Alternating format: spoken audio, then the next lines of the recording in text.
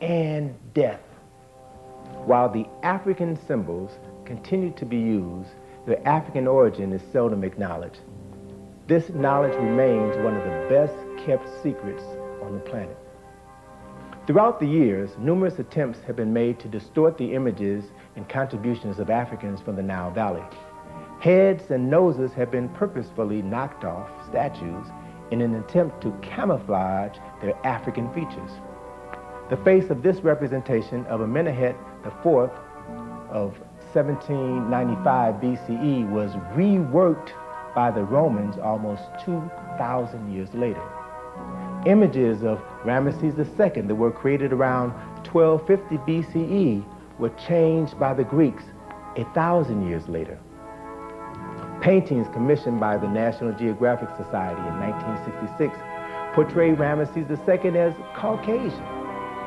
In 1983, Ripley's Believe It or Not presented this image of a Caucasian Ramesses battling foes who are distinctly African. The all too familiar Queen Nefertiti has also been Europeanized. The earliest images of the Berlin bust of Nefertiti show her considerably darker and with slightly fuller lips and nose. In 1990, the New York Times published this image of Queen T with a caption which read, "Sculpture believed to be of Queen T of Egypt, who lived in the 14th century BC. Revisionist historians argue that she was descendant of black Africans. But if one were to see the complete image of Queen T, it would render the New York Times photo caption totally irrelevant. Queen T was a wife of Amenhotep III, who ruled Kemet between 1391 to 1353 BCE. And during his reign, he was the commander of the mightiest army on earth. His African origins are unquestionable, as are those of his son and successor, Amenhotep IV, and his brother and successor, the boy king Tutankhamun.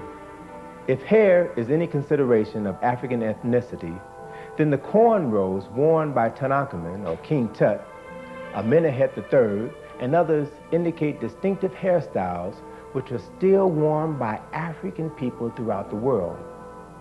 In an attempt to settle the issue of the ethnicity of the kings and queens of ancient Kemet, Dr. Cheikh Anta Diop developed a test to determine the amount of melanin present in the skin of the preserved mummies.